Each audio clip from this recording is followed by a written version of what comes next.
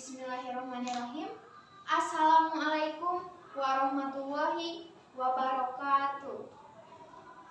Sampurasun. Dina danget ieu sim kuring bade ngadugikeun hiji dongeng anu jejeurna budak pahateulas. Wilujeng ngadangukeun. Zaman baheula aya dua budak pahatu. Lanceukna lalaki, ari adina awewe. Ari imahna deukeut hiji leuweung anu loba tangkal bubuahan ngareuna. Kayaning pari, kupa, huni, hanggasa, pini, jeung saliyana. Dina hiji mangsa barudak teh rek ngalakupa ka leuweung. Barang datang ka leuweung ceuk lanceukna, "Nyai, akang arek ngalakupana. Ku Nyai pulungan." "Heug akang," ceuk adina. Tarekel budak teh naek barang keur jongjon ngalakupa leor aya oray sanca nyamperkeun ka adina anu keur diuk cicing nyambenjar lambar nyarandeg kana capek. Geuk ngegel oray teh kana sukuna. Budak awewe teh hariring bari naon.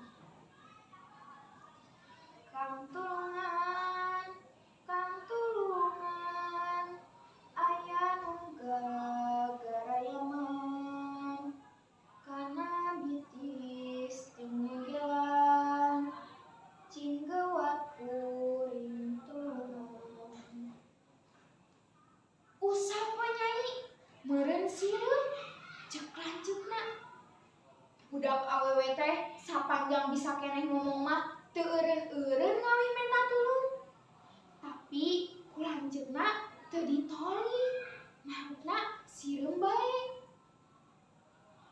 Tungtungna leug wae budak awewe teh diteureuy buleud sarta orayna asup ka jero.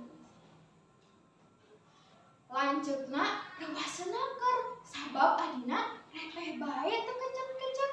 Tuluy turun. Barang datang ka handap, manehna kageteun pisan sabab ngira yen adina dihakan oray. Tuluy disusul tapak oray teh, kabeneran datang ka hiji tempat orayna keur gulang-guling teu bisa eueuh. Budak lalaki teh ngadenge manu kaur disadak pokna cukri, turih ku pucuk euring. Budak lalaki teh gancang ngalapucuk euring sarta beuteung oray teh diteuing. Gorehel adina kapanggih dina jero beuteung oray. Tuluy dibawa balik. Barang datang dikedeungkeun di tengah imah sarta bari digeberan. Geber-geber hihid aing kapuyutan, ditinggal nini awakkeun.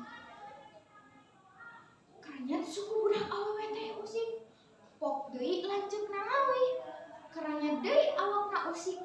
Kitu bae satuluyna nepi ka hirupna deui budak awewe teh. Gabruk dirontok bari diciuman tina sukana sarta omongna, "Nyai, akang boga pakaulan arek lalayeran di leuwih Cipatapuna." Sanggeus kitu isukna tuluy dua budak teh nyieun rakit.